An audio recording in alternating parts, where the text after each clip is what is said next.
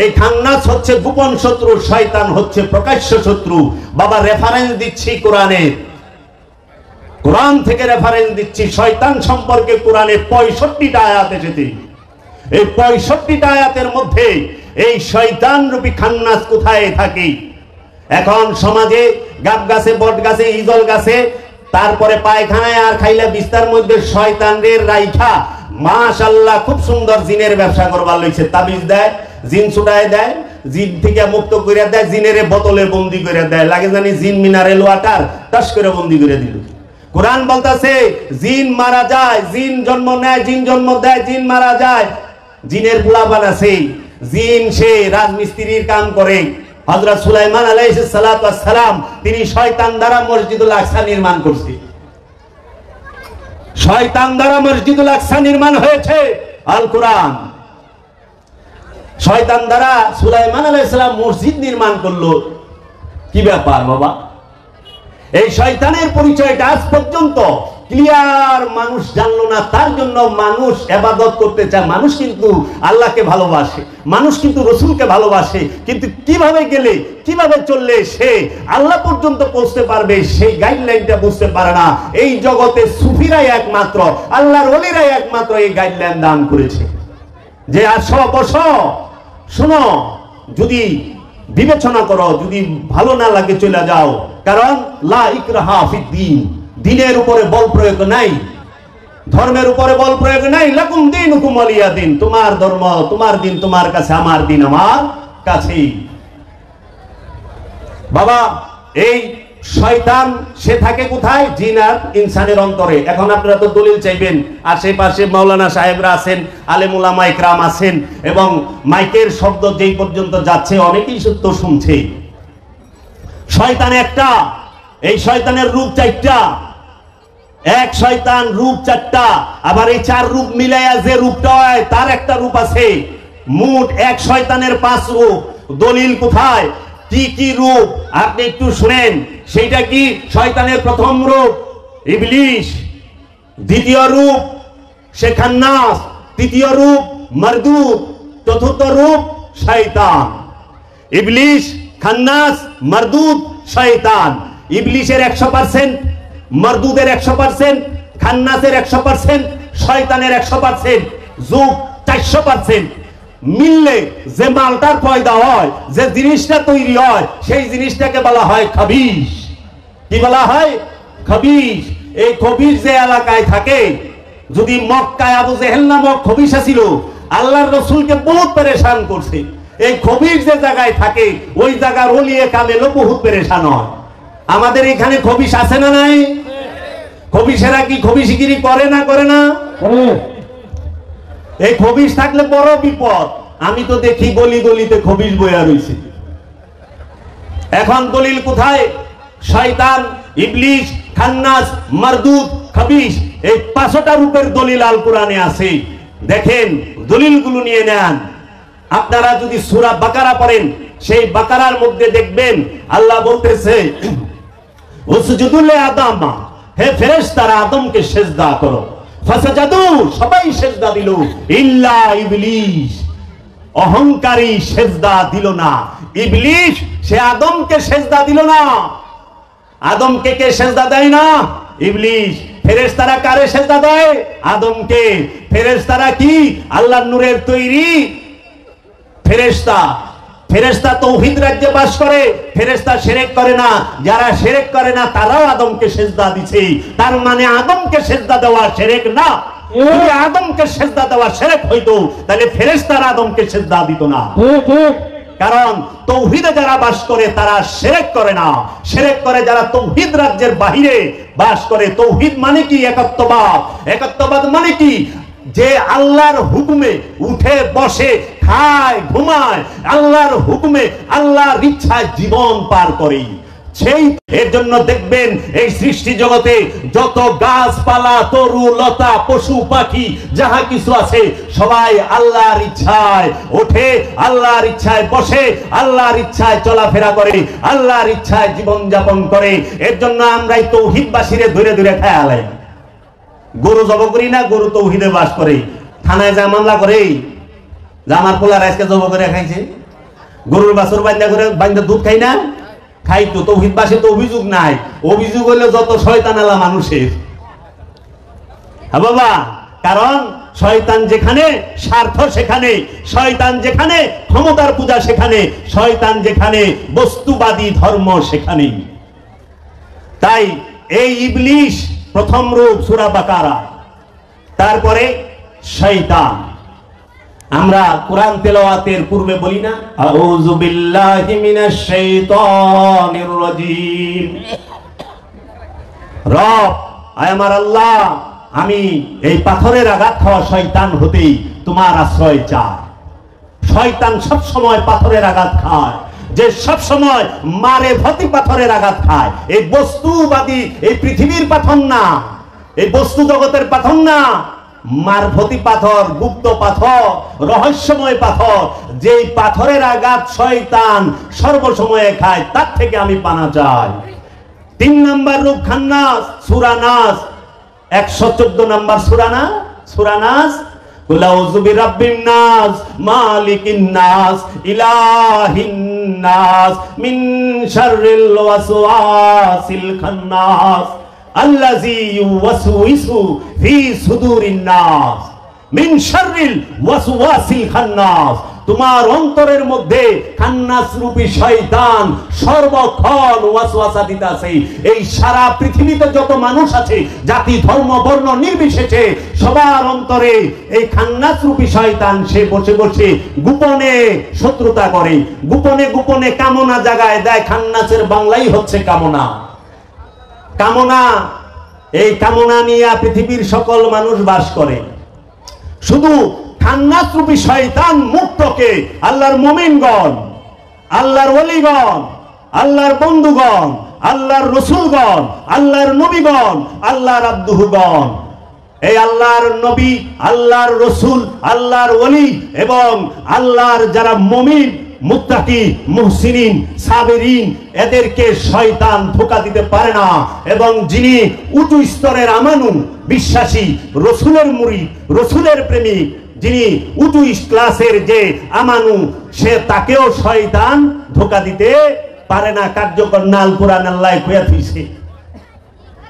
তারপরে আমি দিলাম ইবলিশের, শয়তানের, খান্নাসের আর মারদুদ। মারদুদ মানে কি জানেন? দুনিয়াদার, যে শুধু দুনিয়া দুনিয়া করে, খালি মাল মাল মাল মাল করে, জায়গা সম্পত্তি টেকা টুকা করে, আর এমন ভাবে করে একদম কোরআনে বলছে কিপটারে কয় কাঞ্জুস, কিপটার উপরে যে তারে কয় মাক্কিচুস। হ্যাঁ, কিপটা যে সে হইলো নিজে খায় না, অন্যেরে খাওয়ায় না, নিজে খায়, নিজের খরচ করে। আর মাক্কিচুস যে নিজেও খায় না, আরেকজনকেও খাওয়ায় না। ধরে রাখবো, এরকম প্রত্যেক সমাজে আছে যে এক লুঙ্গি 10 বছর পার করছে, তারপর ওকে নতুনের মতোই দেখা যায়। হ্যাঁ, এই কিপটাপ শ্রেণীর লোক আছে, এদেরকে কোরআনের ভাষায় বলা হয়েছে মারদুদ। আবার গরিব মানুষের বেলায় না করলে, যে অনেক সম্পদের মালিক কিন্তু বাজারে যাইব, সকালের বাজারে যাইব 12টার পরে, আইব 3টার দিকে, পোকা বাগুন সব ঠিকা ঠাকা কিনা লইব, মাছের ওর উপর মাছি পড়তেছে, সেই মাছ কিনবো। তো এই লোককে বলা হয় কোরআনের ভাষায় মারদুদ। এই মারদুদ সূরা নিসায় বলা হয়েছে আতালিবুদ দুনিয়া মারদুদ, যে শুধু দুনিয়া দুনিয়া করে, জেনে নাও সে দুনিয়াদার মারদুদ।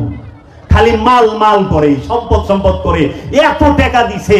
আগে 1000 আসিল, অনেক লাখপতি বানাইছে, কয় হয় নাই। কোটিপতি, কয় হয় নাই। 100 কোটি, কয় পাইছে, কয় আল্লাহ যদি 200 কোটি দাও, 200 কোটি। আল্লাহ যদি 500 কোটি দাও, কয় 500 কোটি। কয় আল্লাহ যদি সেটা পৌঁছায় পারি, একটা কিছু দেওয়া পারি। তখনই আল্লাহ বললেন আলহাকুমুত তাকাসুর হাত্তা যুরতুমুল মাকাবির। ওর মুখে মাটি দাও, মুখে মাটি না দেওয়া পর্যন্ত থামবো না। ওর চাওয়া খালি বাড়বই, ওর চাওয়া খালি বাড়বই। এর জন্য মুখে মাটি দেওয়ার মানেই হলো মরণ। মরলে পরে মুখে মাটি দেয় না, কবরে রাইখা মুখের উপরে মাটি দিয়ে থুইছে না, চাওয়া বন্ধ হয়ে গেছে না। আর চায় না 500 কোটি 1000 কোটি চায় না, স্টপ হয়ে গেছে। যেই পর্যন্ত মুখে মাটি না পড়বে সেই পর্যন্ত থামবে না। এই শয়তান, ইবলিশ, খান্নাস, মারদুদ, এই 4টার 400% মিলে যে জিনিসটা হয় সেটা হলো খবিশ। আল্লাহ কোরআনে বলছে আল খাবিশাতান আল খাবিশ আল মুমিনাতান আল মুমিন। মুমিনের সাথে মুমিন মিলবো আর খবিসের সাথে খবিস মিলবো।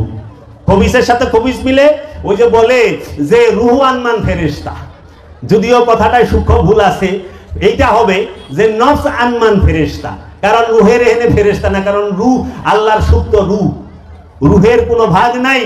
রূহ সে জন্ম নেয় না, জন্ম দেয় না, রূহ খায় না, রূহ ঘুমায় না, রূহ পাপ করে না, রূহ পণ্যের মধ্যে নাই। রূহ সে তো সদা সত্য, সদা আনন্দিত। রূহ সে স্বয়ং আল্লাহ, বীজ রূহ, লুকায়িত সুপ্ত রূহ। এই রূহকে জাগ্রত করাই প্রতিটা নফসের, প্রতিটা জিন ইনসানের সাধনা। এই নিজের নফসের মধ্যে রূহ যে বীজ রূপে লুকায়িত আছে, আল্লাহ যে বলল ওয়া নাহনু আকরাবু ইলাইহি মিন হাবলিল ওয়ারিদ, আমরা তোমার জীবন রোগের নিকটে অবস্থান করি। এই জীবন রোগের নিকটে যে রূহ অবস্থান করে, এই রূহকে জাগ্রত করে তোলার জন্যই ওলিয়ে কামেলের সোহবতে যেতে হয়, ওলিয়ে কামেলের মুরিদ হইতে হয়, ওলিয়ে কামেলের শিক্ষা অনুযায়ী দায়মি সালাত করতে হয়। কারণ দায়মি সালাত ছাড়া ওলি হওয়া যায় না। ওলিয়ে কামেল দায়মি সালাতের শিক্ষা দেয়। বাবা কিতাব পয়রা যদি ওলি হওয়া যাইতো, বই কিতাব পয়রা যদি ওলি হওয়া যাইতো, মাওলানা রুম কি বাবা শামসের তাবরিজের কাছে যাইতো? যাওয়া লাগতো? কোন বিদ্যা বাবা শামসের তাবরিজের কাছে আছে, যিনি পৃথিবীর জগৎ বিখ্যাত আলেম মাওলানা জালালউদ্দিন রুমি, যার কিতাব, লিখিত কিতাব ইউরোপ আমেরিকার মধ্যে সবচেয়ে বেশি সেল হয়, জ্ঞানী মহলের মধ্যে সবচেয়ে বেশি সেল হয়। এই অখণ্ড ভারতবর্ষেও মাওলানা রুমের অনেক চর্চা, অনেক শায়ের, অনেক কালাম আমরা শুনে থাকি সুফিদের জবানে, হাক্কানি আলেমদের জবানে। সেই মাওলানা জালালউদ্দিন রুমকে যখন নিগাহে মাস্ত, যে শামসের তাবরিজের নিগাহে মাস্ত, ওই দয়ার নজর, ও নিগাহে করম, দয়ার নজর যখন রুমির উপরে পড়েছে, রুমি যায় নাই তাবরেজ খুঁজতে, তাবরেজ নিজে আইসা পড়ছে রুমির কাছেই। মাওলানা রুমের কাছে শামসের তাবরিজ যখন এসেছে, মাওলানা রুম তার মাদ্রাসার মাকতাবের মধ্যে কিতাব লিখতেছিলেন, হস্তলিখিত কিতাব। তখন মাওলানা শামসের তাবরিজ জিজ্ঞেস করছিলেন মাওলানা রুমকে, এটা কি? মাওলানা রুম মালাঙের দিকে তাকিয়েছে, বাবা শামসের তাবরিজের দিকে। তখন বলেছেন, এইটা ওই জিনিস যেটা তুমি বুঝবা না।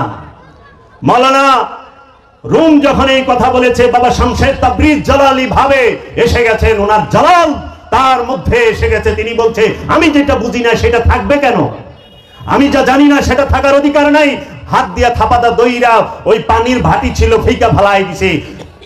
ফেইকা যখন ফালাই দিছে, মাওলানা সাহেব সে তো প্রথমে ঝগড়া করে, লড়ে চড়ে, যখন লইরা চইরা ঝগড়া কইরা পারে না, তখন সে কি করলো?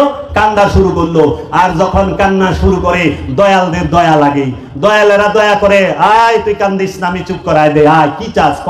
তখন বলছে, এই কিতাব মহামূল্যবান কিতাব, এই কিতাব তো আর নাই, এই কিতাব আমি কই পাবো? তখন বলছে, এই কিতাব তোমার লাগবে? হ্যাঁ, আচ্ছা। সাথে সাথে বাবা শামসের তাবরিজ সেই ভাটির মধ্যে হাত দিয়া কিতাব উঠায় থাপড় দেয়, পানির বদলে ধুলা উড়ে, পানির বদলে ধুলা উড়ে। একটা করে দেয়, মাওলানা জালালউদ্দিন রুমি হাতে নেয়, একটা করে দেয়, মাওলানা জালালউদ্দিন রুমি হাতে নেয়। তখন মাওলানা জালালউদ্দিন রুমি সে তো অবাক, বিস্ময়ে হতভম্ব হয়ে তাকায় রয়েছে, এইটা আমি কি দেখতাছি। তখন বলছে, এইটা কোন এলেম? তখন মাওলানা শামসের তাবরিজ বলেছেন, এইটা ওই এলেম যেটা তুই জানোস না। এই কথা কয়ে মাওলানা রুমের কাছ থেকে বাবা শামসের তাবরিজ বের হয়ে গেছে, পাগল করে থুয়ে গেছে মাওলানা রুমকে। মাওলানা রুম কিসের লেখা, কিসের বাড়ি? মন চলেছে সুরেশ্বর, কিসের আবার বাড়িঘর? মন চলেছে সুরেশ্বর, কিসের আবার বাড়িঘর? সমস্ত কিছু ভাড়াই দিয়া মাওলানা রুম বাবা শামসের তাবরিজের গোলামিতে লেগে গেল। মাওলানা শামসের তাবরিজ তিনি মাওলানা রুমকে সিনার এলেম দান করলেন। এই খান্না সুফি শয়তানকে তার নফস থেকে, তার সিনা থেকে দূর করে ওই জায়গায় রব্বুল আলামিনের তাজাল্লি নূর ওইখানে ঢেলে দিলেন, যেটা জাত নূর তেরি শক্ল মে হুঁ।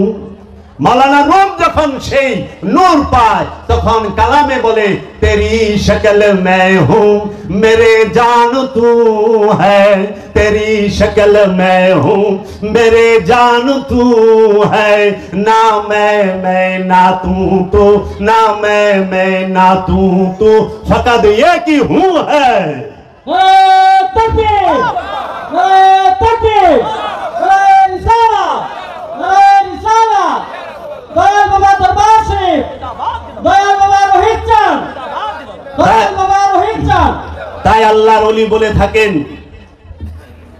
खबरदार बिस्मिल मुसम्मा का मतलब ना अल्लाह ना बंदा खबरदार बिस्मिल मुसम्मा का मतलब ना अल्लाह ना बंदा ना हा है ना हूँ है ओ बिस्मिल शब्द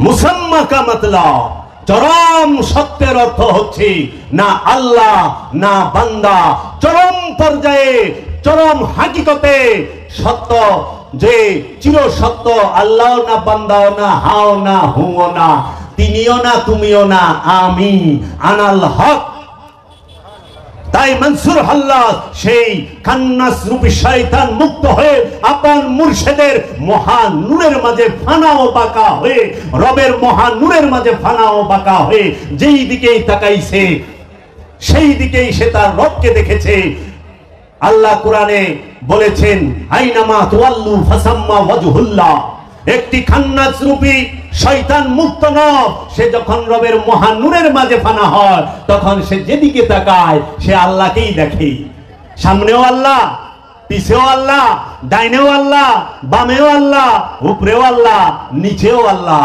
সেই আল্লাহর পরিচয় রবের পরিচয় জানার বাসনা কি আপনাদের মনে আসে না কাহা ढूंढ रहे हो किधर घूम रहे हो কোথায় খুঁজতেছ কোথায় ঘুরতেছ আল্লাহকে পাওয়ার জন্য দৌড়াইতে হয় না আল্লাহকে পাওয়ার জন্য স্থির হয়ে বসতে হয় তুমি দৌড়াইলে আল্লাহ পাবে না অনেকে বলে ভাই আল্লাহর রাস্তায় হাঁটতাছি হাঁটলে আল্লাহরে পাইবেন না পাইবেন স্থির হয়ে বসলে কারো রবে না এদন এই জীবন যৌবন তবে কেন মন এত বাসনা একবার সবুরের দোষে বয়নারে দম কষে উঠিস না রে বেশে পেয়ে যন্ত্রণা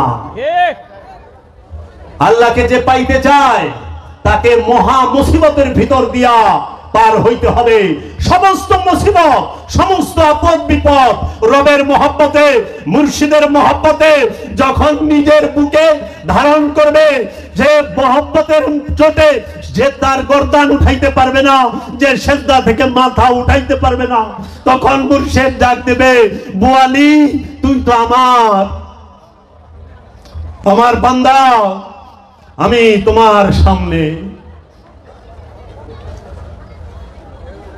চরম মুসিবতের ভিতর দিয়া যাইতে হবে এই মুসিবতে ধৈর্য ধারণ করতে হবে ও আমার দয়াল মুর্শিদ আমি এই খান্নাস রূপী শয়তান থেকে মুক্তি চাই তুমি তো বলছো এই শয়তান আমাদের প্রকাশ্য শত্রু থেকে অনেক সময় উদ্ধার হওয়া যায় এলাকার ময় মুরব্বী মায় মাতবর এবং এলাকার চেয়ারম্যান মেম্বার চেয়ারম্যান এমপি থেকে সাহায্য নিয়ে অনেক সময় প্রকাশ্য শয়তানের সম্মুখে দাঁড়ানো যায় কিন্তু যেটা গোপন মহাশক্তি নিয়ে বৈশা রয়েছে প্রতিটা জিন ইনসানের অন্তরে সেই খান্নাস থেকে কোন ময় মুরব্বী কোন মেম্বার চেয়ারম্যান কোন এমপি মন্ত্রী রাষ্ট্রপতি কারো সাহায্যের ধারা খান্নাস থেকে মুক্তি পাওয়া কিংবা খান্নাসের মোকাবেলা করা যায় না খান্নাস থেকে মুক্তি পেতে হলে খান্নাসের মোকাবেলা করতে হলে একমাত্র ওলিয়ে কামেল যিনি জামানার রসুল যিনি উপস্থিত রসুল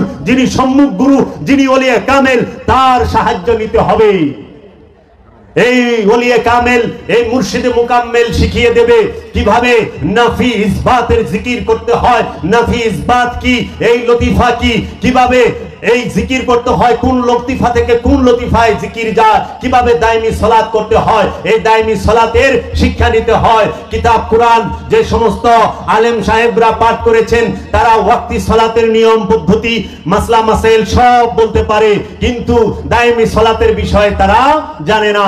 দায়মি সালাতের বিষয় যদি জানতে হয় তাহলে অবশ্যই একজন ওলিয়ে কামেলের কাছে যেতে হবে। বাবা আপনারা কি শুনেছেন দায়মি সালাতের কথা?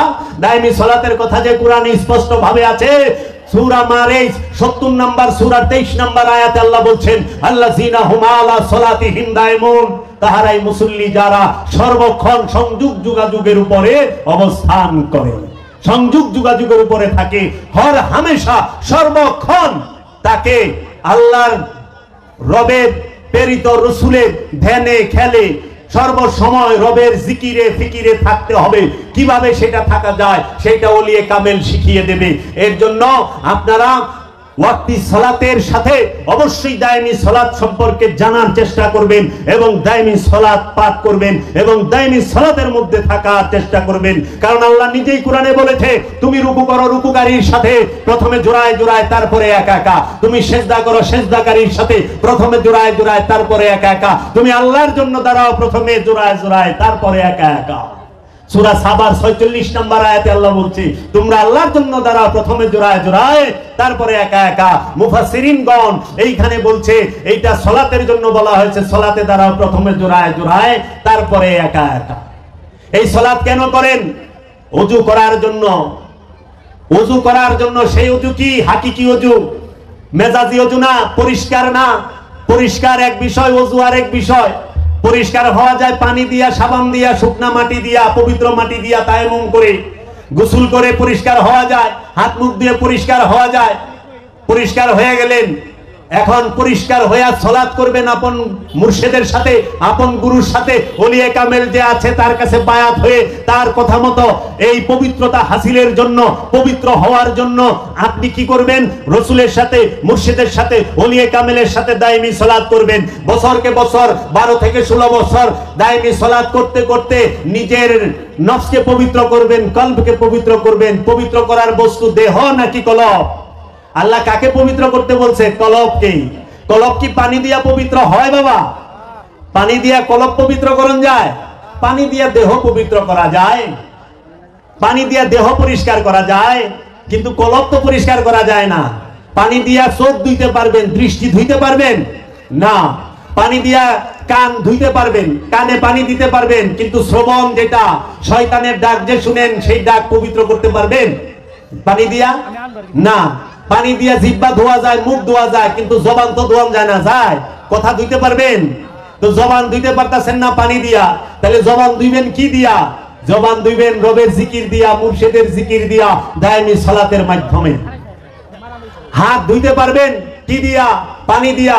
হাত পরিষ্কার করবেন, পবিত্র করবেন পানি দিয়া, কিন্তু হাত যে শক্তির প্রতীক, হাতের যে শক্তি আছে, যেই শক্তি দ্বারা মানুষের ঘুষিও দেন, থাপড়ও দেন, চিমটিও দেন, আবার মানুষেরটা লয়েও যান, সেই শক্তিটাকে কিভাবে পবিত্র করবেন?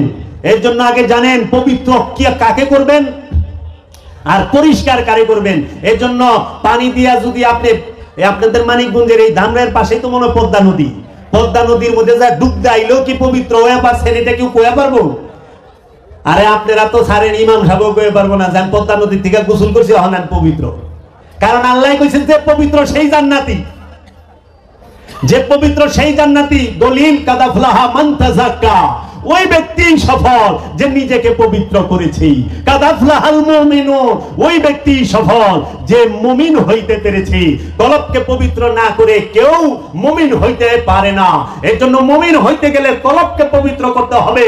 যদি আপনি জান্নাতে যাইতে চান, নফসকে কলবকে পবিত্র করতে হবে। এখন আমরা কি করছি? হাত মুখ ধুইয়ে পবিত্র হয়ে গেছি গা। পবিত্র হয়ে নামাজ না, নামাজ পরেই পবিত্র হওয়ার জন্য, কুরবানি করেই পবিত্র হওয়ার জন্য। কারণ কুরবানি মানে খান্নাস রূপী শয়তান থেকে মুক্ত হওয়ার জন্য নিজের আমিত্বকে উৎসর্গ করা। বনের পশু তো বড় বড় সুরেরাও জব করে, মনের পশুকে যে জব করে সেই তো আল্লাহর ওলি। মনের পশুকে জবাই করেছে কে? বাবা শাহজালাল। মনের পশুকে জবাই করেছে কে? বাবা শাহপুরান। মনের পশুকে জবাই করেছে কে? বাবা খান জাহান আলী। মনের পশুকে জবাই করেছে কে? বাবা শাহ আলী। মনের পশুকে জবাই করেছে কে? বাবা লালন শাহ। মনের পশুকে জবাই করেছে কে? বাবা জান শরীফ শাহ সুরেশ্বরী। মনের পশুকে জবাই করেছে কে? গৌসুল আজম বাবা ভান্ডারী। মনের পশুকে জবাই করেছে কে? বাবা বৈরাবরী। মনের পশুকে জবাই করেছে কে? আমার দয়াল মুর্শিদ বাবা জাহাঙ্গীর।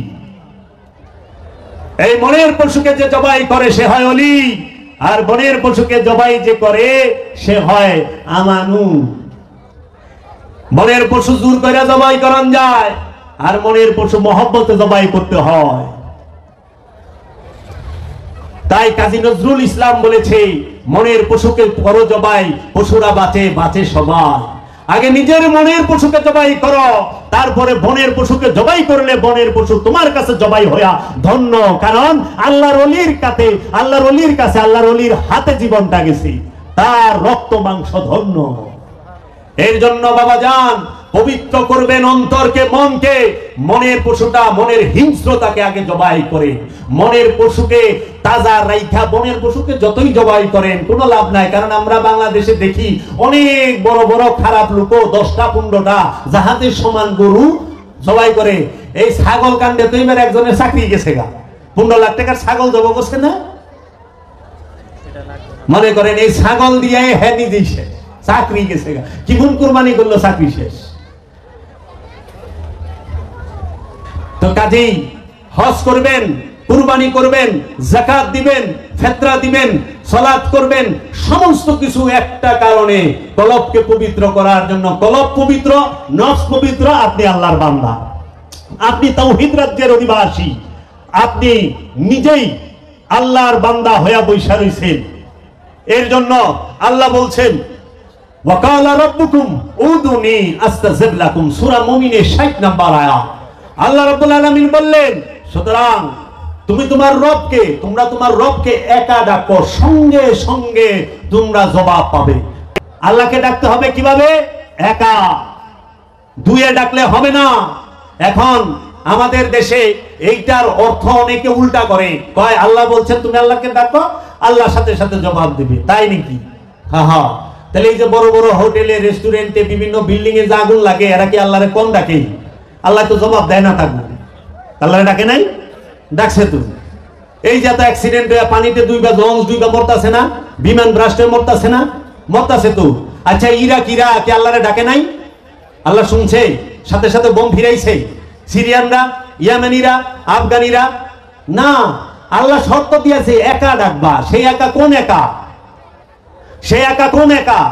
সেই একা কি আপনার এই বাহ্যিক একা, যে আপনি কি করলেন, আপনি নিজে রুমের ভিতরে ঢুইকা আপনার স্ত্রী সন্তানদেরকে অন্যখানে অন্য রুমে পাঠাই দিয়া রুমের খিল লাগাই দিলেন, জানলা লাগাই দিলেন, দিয়ে আপনি জিকির করতেছেন আল্লাহ হুম আল্লাহ হুম আল্লাহ হুম আল্লাহ হুম, কিন্তু আল্লাহ জবাব দেয় না। কিন্তু আল্লাহ তো ওয়াদা করছে, তুমি ডাকার সাথে সাথে আমি জবাব দেব। তুমি একা আমাকে ডাকো, আমি আমরা সঙ্গে সঙ্গে আমি তোমাদেরকে জবাব দেব। শর্ত একা, সেই একা কখনো বাহ্যিক একা না। কারণ আমার নফসের সাথে খান্নাস রূপী শয়তান মিলা দুই হয়ে রয়েছে, নফস আর খান্নাস। নফস এক, শয়তান রূপী খান্নাস আরেক, দুইয়ে মিলা এক, এক যুগে এক মানে দুই, দুই হয়ে বয়ে রয়েছে। যতই ডাকে লাভ নাই, কারণ কামনালয়ে আল্লাহরে ডাকলে আল্লাহ শুনবে না, বাসনালয়ে আল্লাহরে ডাকলে আল্লাহ শুনবো না। যদি আপনি চাওয়া নিয়ে আল্লাহরে ডাকেন, আল্লাহ শুনবো না। সমস্ত কিছু মুক্ত হয়ে আল্লাহকে ডাকতে হবে। তাই মাওলানা রুম বলেছেন, যে নামাজ পড়তে যায় মসজিদে, মসজিদ আল্লাহর ঘর, আল্লাহর ঘরে যখন নামাজ পড়ে আল্লাহকে কি আমরা মুসল্লিরা কি বলি, ইমাম সাহেব কি বলে, আল্লাহকে হাজের নাজের ওয়াহিদ জানিয়া সেজদা করিতেছি। আমরা আল্লাহর কদমে সেজদা করি, তাই না? নামাজে আল্লাহর সামনে রুকু করি না, আল্লাহ আমার সামনে আছে। আমরা যারা ইমাম মুমিন তারা আল্লাহরে দেখে, আমরা মুসল্লি হয়তো দেখি না, কিন্তু ইমাম সাহেব দেখে আল্লাহরে। কারণ যিনি ইমাম সে শয়তান মুক্ত, যে শয়তান মুক্ত না সে ইমাম না। তো শয়তান মুক্ত যে, সে তো আল্লাহরে দেখে, আল্লাহরে দেখে চেষ্টা করে। এর জন্য আমরা বলি বিহাজ আল ইমাম, ইত্তাদাইতু বিহাজ আল ইমাম। এই ইমামের পিছনে আমার এক ফুবা ছিল, হ্যাঁ ও শর্টকাটে নিয়ত করতো, হুজুরের যেই নিয়ত আমারও সেই নিয়ত, কাবাতি শরীফাতে আল্লাহ। মানে সাধারণ মানুষ সে করতো না, আরবি জানতো না, তো একদম সাধারণ মানুষ। হ্যাঁ কি নিয়ত করবো, আর এই আরবি যতই হিগে হ্যাঁ মুখস্থ হয় না, বুড়ে হয়ে গেছে গা, হুজুরের যেই নিয়ত আমারও এই নিয়ত। এখন ইমাম সাহেব যখন আল্লাহর সামনে দাঁড়ায়, আল্লাহকে সেজদা করে, মুসল্লি যখন আল্লাহকে দাঁড়ায়, আল্লাহকে সেজদা করে, আল্লাহ তো সামনে, মুসল্লির সামনেও আল্লাহ। আমরা আল্লাহ হাজের নাজের এই বিশ্বাসেই সেজদা করি, আল্লাহর কদমেই সেজদা করি, আল্লাহকে দেখেই সেজদা করি, তাই না? যদি আমরা আল্লাহকে দেখতে নাও পাই, তাহলে আমাদের মনে এই বিশ্বাস যে আমরা আল্লাহরে না দেখলে কি বলবো, আল্লাহ কিন্তু আমাদের দেখতেছে, তাই না? আল্লাহ আমাদের দেখতে আছে, এই বিশ্বাস আমরা করি। আমাদের সেজদা শেষে আমরা কি করি? হাত উঠাই, আল্লাহ রাব্বুল আলামিন, আমি 3 লাখ টাকার ঋণ, আমার ঋণ শোধাই দাও। আল্লাহ গো, আমার মাওই বাড়ির তালই সব অসুস্থ, হের বেমার দূর করে দাও। তাই মাওলানা রুম বলেছে, আল্লাহকে দেখার পরে যার ঋণের কথা আর যার অভাবের কথা আর যার বেমারের কথা মনে থাকে, জানিয়া রাখো তার কাছে আল্লাহ থেকে ঋণ, অভাব আর বেমার বড়। কারণ আল্লাহকে দেখলে তুমি সব ভুলা যাইবা। দুনিয়া বাইরে থুইয়া আল্লাহর ঘর মসজিদে ঢুকবার কইছি, আর মাথার মধ্যে আর দুনিয়া তো বউ পোলাপান তো বাইক থুই আইছে, টাকা পয়সাও বাইক থুই আইছে, কিন্তু যত চিন্তা সব লই আইছে আল্লাহর আজকে সব কমু। আরে আল্লাহরে যখন জান্নাতে এক পলক দেখবেন, এক ঝলক কাফি হ্যায় উমর ভর কে লিয়ে, জান্নাতি আল্লাহরে যখন একটা ঝলক দেখবো, পর্দাটা যখন হটাইবো, আল্লাহর চেহারা মুবারকটা দেখে সে বেহুশ হইয়া থাকবো। আর আপনারা কেমন আল্লাহর সামনে দাঁড়ায়া আল্লাহরে দেখে সেজদা কইরা, সেজদার পরে আপনার ঋণের কথা মনে থাকে, তার মানে তো আল্লাহ থেকে ঋণটা বেশি বড়। বেমার বড় হয়ে গেছেন আল্লাহ থেকে। ওই উম্মত যদি না হইতে পারি যে আমার কাছে সব কিছু থেকে আমি আল্লাহকে মহব্বত করি, আমার কাছে সবচেয়ে বড় আল্লাহ রব্বুল আলামিন, রাহমাতাল লিল আলামিন। তাই কোন নবী যেন 20 বছর রোগে ভুগছে? আইয়ুব নবী। সেই আইয়ুব নবী একবারের লেগে মুনাজাত করছে আল্লাহর দরবারে? না, সবুর করছে। কি করছে? মুনাজাত না করে ধৈর্য ধরছে। ইউনুস নবী মাছের পেটে ছিল, সমুদ্রের ভিতরে 2 মাসের পেটে, মুনাজাত করছে না সবুর করছে? ইব্রাহিম খলিলুল্লাহকে যখন নমরুদ আগুনের কুণ্ডতে ফালাই দিল, ইব্রাহিম খলিলুল্লাহ কি মুনাজাত করছে না সবুর করছে? তাইলে ধৈর্য ধরবেন না? একটুটুক বিপদ আইলে সাথে সাথে হাত উঠায় বহেন? এইটাও তো হইতে পারে আল্লাহ মুসিবত দিছে বড় রহমত দেবার জন্য ধৈর্য ধরি। তাই গৌসে পাক আব্দুল কাদের জিলানী আলাইহিস সালাতু ওয়াস সালাম বলেছেন, বাবা মুসিবত আইলে ঘাবড়ায়ও না, ধৈর্য ধইরা মুসিবতটাকে যাইতে দাও, বিশ্বাস রাখো এই মুসিবতের পিছনেই রহমত আসতেছে। মুসিবতে ঘাবড়ায় না। সুফিরা কি ঘাবড়ায়? না। এই বর্তমান সময় সুফিদের জন্য মুসিবতের সময়, সুফিবাদের মানুষের জন্য, ইলমে তাসাউফের অনুসারীদের জন্য, ওলি আল্লাহর প্রেমিকদের জন্য মুসিবতের সময়। ধৈর্য ধরো, সুসময় আসতেছে, রহমত আসবে রবে। যে মাজার একতলা ভাঙছ, যাইনা রাখো এইটা বিশাল আকারে আধুনিক ভাবে সুন্দর হবে। কারণ আল্লাহর ওলি ছাড় দেয়, ছাইরা দেয় না। ঠিক। আল্লাহর ওলিদের সাথে জুলাইতে যায় না, কারণ আল্লাহর ওলির বন্ধু আল্লাহ নিজে। আল্লাহ নিজে বলে দিছে, যারা আমার বন্ধু তাদের কোনো ভয় নাই, তারা চিন্তিত হয় না, আমি তাদেরকে রক্ষা করি, আমি তাদেরকে রক্ষা করি। আল্লাহর বন্ধুদের সাথে যারা দুশ্মনী করে, আল্লাহ তাদের সাথে যুদ্ধ ঘোষণা করে। তো বাবারা, পবিত্র করবেন কারে? কলবরে। পরিষ্কার করবেন কারে? দেহরে। দেহ পরিষ্কার রাখবেন, কাপড় পরিষ্কার রাখবেন, আর পবিত্র করবেন কলবকে। এখন মন ভরা লোভ, মন ভরা হিংসা, মন ভরা অহংকার, মন ভরা কামনা, মন ভরা বাসনা, মন ভরা কাম, যৌনতা বুঝায়। সেই যৌনতা, হিংসা, কামনা, বাসনা, এই যে বড় বড় পশুগুলো মনের মধ্যে তাজা করতেছেন সর্বক্ষণ, আর খালি পদ্মা নদীতে, মেঘনা নদীতে গোসল কইরা, সাম্বার সেবল মোটর সাইরা গোসল কইরা একের পবিত্র হয়ে যাইতেছেন। ওই যে শিল্পীর একটা গান গাইছিল, কেমনে জানি কয়, সারাদিন কি সোজাইল কোদালে কাইটা, সোজা করে সাইডটা সাইডটা, একটা গান আছে না? মন থাকে না, কিন্তু খুব সুন্দর লাগছে কথাটা। এটি তো মন পবিত্র না হইলে এরকম হবে। আর মন যখন পবিত্র হবে, তখন কি করব? আইলটা চওড়া করে রাখবো। কেন? মানুষের হাঁটতে যেন কষ্ট না হয়। আল্লাহর শ্রেষ্ঠ জীব সৃষ্টি আশরাফুল মাখলুকাত হাঁটবে, তার যেন কষ্ট না হয়। একটু চওড়া রাখবে। আল্লাহ রাব্বুল আলামিন ওই যে সাইডটা যেটুক রাখুন তার থেকে বেশি ফসল এইখানে দিয়ে দিতে পারে ইচ্ছা করলে, যদি আপনার নিয়ত ভালো হয়। রেজাক মিন রাব্বানা, রেজাক তো দিব রবে। আপনি চিন্তা করেন কেন? আপনি চেষ্টা করে কি রেজাক আনতে পারবেন? আপনি আল্লাহর উপরে ভরসা রাখেন, রবের উপরে ভরসা রাখেন। এর জন্য বাবা, লোভ সে নিজেই জাহান্নাম, আল্লাহর হাকিকি জাহান্নাম। লোভ যে করে সেই জাহান্নামী। যে লোভী সে কি শান্তিতে থাকে? এক মুহূর্ত শান্তিতে থাকে?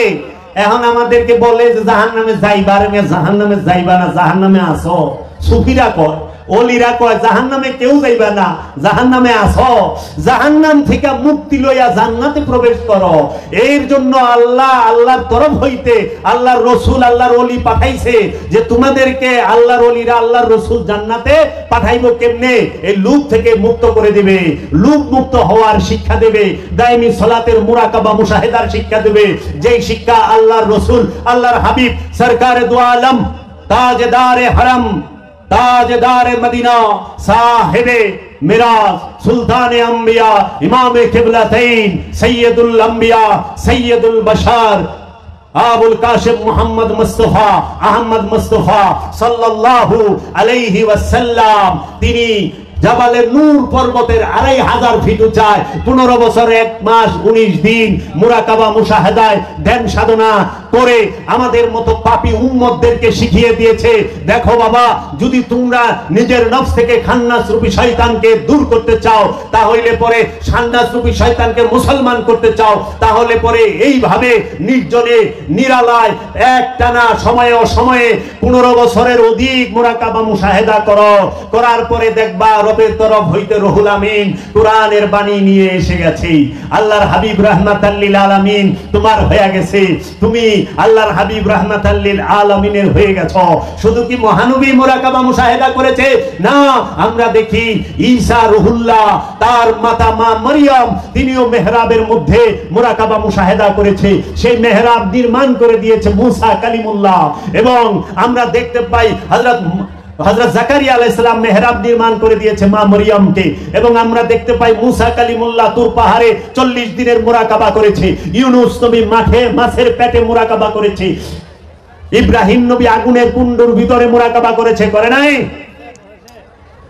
কোন এলেন?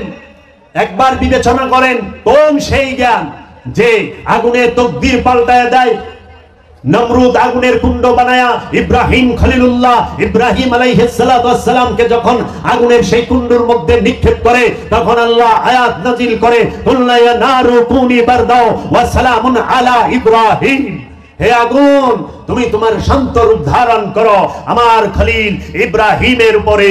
ইব্রাহিম আলাইহিস সালাতু ওয়াস সালাম তিনি যখন আগুনের মধ্যে প্রবেশ করেন, তখন আগুন ঠান্ডা হয় না, গরমও থাকে না, সে এর মধ্যবর্তী অবস্থায় শীতল হয়ে যায়। কারণ আগুনের আরবি নার, আর ইব্রাহিম খলিলুল্লাহ আল্লাহর জাত নূর, আল্লাহর চেহারা, আল্লাহর নিজের হাতে ইব্রাহিম খলিলুল্লাহকে তৈরি করেছেন। আল্লাহ নিজের চেহারায় ইব্রাহিম খলিলুল্লাহকে তৈরি করেছেন। নারের মধ্যে যখন জাত নূর যায়, তখন নার শীতল হয়ে যায়। নার মানে আগুন, নূর সে জ্যোতি, নূর হইল জাত। ইব্রাহিম খলিলুল্লাহ সিফাতি নূর নয়, জাত নূর। আর আগুন হইল আল্লাহর সিফাতি নূর। সিফাতের মধ্যে জাত গেলে সিফাত ঠান্ডা হয়ে যায়। এর জন্য ইব্রাহিম খলিলুল্লাহকে, ইব্রাহিম খলিলুল্লাহর বংশধরের মহব্বত আপনার অন্তরে প্রবেশ করান, আপনার ভিতরে লোভের আগুন ঠান্ডা হয়ে যাইব, কামের আগুন ঠান্ডা হয়ে যাইব, হিংসার আগুন ঠান্ডা হয়ে যাইব, অহংকারের আগুন ঠান্ডা হয়ে যাইব, কামনা বাসনার আগুন ঠান্ডা হয়ে যাইব, সররিপুর আগুন ঠান্ডা হয়ে যাইব। অন্তরে কি ইব্রাহিম খলিলুল্লাহর বংশধর যারা, আল্লাহর জাত নূরে নূরময় যারা, যেই ওলি, যেই মুর্শিদে কামেল, তাদেরকে প্রবেশ করিয়েছেন না। যেই পর্যন্ত ওলির কাছে বায়াত না হবেন, মুরিদ না হবেন, আল্লাহর ওলির চেহারা মুবারকের ধ্যান কলবের মধ্যে না রাখবেন, সেই পর্যন্ত আপনার অন্তরের আগুন ঠান্ডা হবে না। আগুনের মধ্যেও মুরাকাবা করা যায়, পানির মধ্যেও মুরাকাবা করা যায়, পাহাড়ের উপরেও মুরাকাবা করা যায়, জাবালে নূর পর্বতের 2500 ফিট উঁচায় মুরাকাবা করা যায়, এবং মেহরাবেও মুরাকাবা করা যায়। গৌতম বুদ্ধ সেও মুরাকাবা করেছেন, সেও ধ্যান সাধনা মেডিটেশন করেছেন, শ্রীকৃষ্ণ সেও মেডিটেশন করেছেন। তাদের জন্য নয়, এই জগতের মানুষের জন্য। ওলির কোন জাত থাকে না, ওলি থাকে সার্বজনীন। জাতের হয় মৌলবী মুন্সি সাহেবরা, জাতের হয় পণ্ডিতেরা, জাতের হয় রাব্বি সেনেগটেরা, পাদ্রীরা, কিন্তু ঈসা রুহুল্লাহ সে জাতের নয়, সে সার্বজনীন। সকল মানুষের জন্য তিনি নবী হয়ে আগমন করেন। পৃথিবীর বুকে প্রত্যেকটা মহাপুরুষ সার্বজনীন। এর জন্য আমরা যেন ওলি আল্লাহদেরকে জাতের মধ্যে না ফেলাই। আল্লাহর ওলির দরবারে, আল্লাহর ওলির কদমের সামনে সবাই আইসা বসবে, আল্লাহর ওলির সামনে সবাই বসবে, শুধু ফেরকা বসবো না। ফকির সে সবাইকে তার সামনে বসতে দেয়, শুধু ফেরকাকে বসতে দেয় না। আর যারা ফেরকাবাজ তারা শুধু নিজের ফেরকারে বসতে দিব, অন্য কেউ এর জায়গা দিব না। দেখেন না, কয় অমুকের মসজিদে ঢোকার কোনো অধিকার নাই। আশ্চর্যের বিপদ। আল্লাহ সার্বজনীন, আল্লাহ সার্বজনীন, আল্লাহর বাণী আল কোরআন সার্বজনীন, আল্লাহর রসুল সার্বজনীন, আল্লাহর ঘর মসজিদ সেটাও তো সার্বজনীন। তো সেইখানে মসজিদ আলাদা আলাদা, সালাফির মসজিদ একটা, ওয়াহাবির মসজিদ একটা, সুন্নির মসজিদ একটা, এখন আবার তাবলিগ জামাতেরও মসজিদ আলাদা হয়ে যেতেছে। আল্লাহ জানে আমরা এই ভাগ করতে করতে কোথায় নিয়ে দাঁড় করাবো। কেন আমরা এক হইতে পারি না? আমাদের রব এক, আমাদের রসুল এক, আমাদের কোরআন এক, আমাদের ঈমানও এক। তাহলে পরে আমাদের দিন এক। আমাদের দিনের নাম দিন ইসলাম, আমাদের দিনের নাম মোহাম্মদ ইসলাম, আমাদের দিনের নাম হুসাইন ইসলাম। আমি হুসাইন ইসলামের অনুসারী, আমি মোহাম্মদ ইসলামের অনুসারী, আমি দিন ইসলামের অনুসারী। কারণ ইসলাম কাকে দিয়ে এসেছে? মহানবী মুহাম্মদ সাল্লাল্লাহু আলাইহি ওয়াসাল্লাম। ইসলামের উত্তরসূরি কারা? মহানবীর বংশ, পাক পাঞ্জাতন, 12 ইমাম, 14 মাসুম, এই পৃথিবীর বুকে সমস্ত ওলিয়া উলিয়ায়ে কেরাম। এজন্য ইসলাম বুঝতে হইলে ওলির কাছে যেতে হবে। ইসলাম বুঝতে গেলে পাক পাঞ্জাতনের কাছে যাইতে হবে। ইসলাম বুঝতে গেলে মাওলা হুসাইনের কাছে যাইতে হবে। ইসলাম বুঝতে হইলে আলীর কাছে যাইতে হবে। ওলি হইতে গেলে আলী আলী করতে হবে। আলী আলী করলে ওলি হয়, আলী আলী না করলে ওলি হয় না। পাক পাঞ্জাতনের ভিক্ষা যার জুটে সে হয় ওলি, যার কপালে পাক পাঞ্জাতনের ভিক্ষা জুটে না সে ওলি না। আমলদার হইতে পারবেন, আমল আজাজিলেরও ছিল, কিন্তু বাবা আদম কিন্তু অত আমল না। আমরা আমলের রেকর্ড পাই না যে 6 কোটি বছর ইবাদত করছে। পান আমরা তো একদিনের ইবাদতের রেকর্ডও পাই না। কিন্তু সে আল্লাহর আদম, কি আল্লাহ বলছে আদম আল্লাহর চেহারা। আদমকে আল্লাহ নিজ হাতে তৈরি করেছে। এর জন্য আদমের পায়রবি ছাড়া কোনো কিছুই আপনি পাবেন না। সালাত অবশ্যই করবেন, সালাত করা ফরজ। সালাত একমাত্র কলবকে পবিত্র করার মহা ঔষধ। সেই সালাতটা শিখবেন ওলিয়ে কামেলের কাছ থেকে। দাইমি সালাতটা কিভাবে করে, কিভাবে শিখে। এর জন্য যে মুরিদ হয় নাই সে আমল করবে। আল্লাহ তো কোরআনে কইছে আমল করবা আমানু। আপনি যায় দেখেন কোরআনের মধ্যে আপনারা কিছু জিনিস শিখবেন। আমি কিছু পয়েন্ট দিয়া যায় আপনাদেরকে, খুলবেন বাবা, খেয়াল করেন। এক মানুষ, এই মানুষ নিয়ে আল্লাহর কি রহস্যময় লীলা খেলা।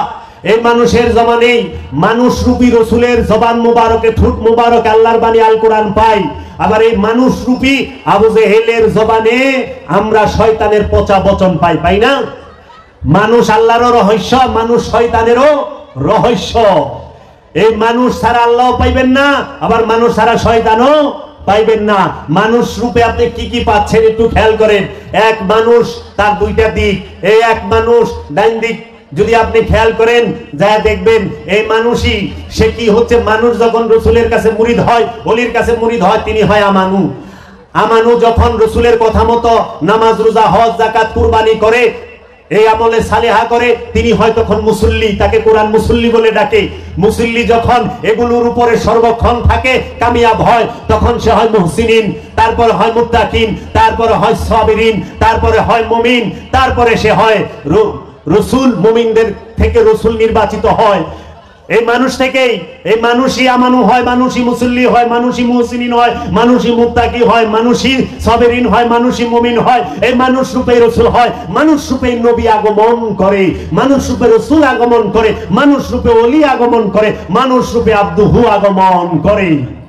আবার এই মানুষ রূপেই যায় দেখবেন আবু জেহেল মানুষ রূপে, আবু লাহাব মানুষ রূপে, সায়েবা মানুষ রূপে, উকবা মানুষ রূপে, আবু সুফিয়ান মানুষ রূপে, এই ফেরাউন মানুষ রূপে, সাদ্দাদ মানুষ রূপে, এই নমরুদ মানুষ রূপে। মানুষ রূপে না, সবাই মানুষ রূপে। আচ্ছা, এই মানুষই সে কাফের হয়, কাফেরুন, জালেমুন, কাফের এই মানুষই হয়, জালেম এই মানুষই হয়, মুনাফিক এই মানুষই হয়, হয় না? মুশরিক এই মানুষই হয়, মুরতাদ এই মানুষই হয়, নাস্তিক এই মানুষই হয়। তো মানুষের মধ্যেই তো সব মানুষ থুইয়া খোদা বজ এই কুমন্ত্রণাকে দিয়াছে। আল্লাহ যদি পাও মানুষের মাধ্যমেই পাইবা, আর শয়তানের দেহ যদি পাও মানুষের মাধ্যমেই পাইবা। এর জন্য আল্লাহর চেহারা যে মানুষ হয়ে যায় তাকে ওলি বলে, তাকে মুহসিনিন, মুত্তাকিন, সাবিরিন, মুমিন, রাসূল এবং ওলি আব্দুহু নবী বলা হয়।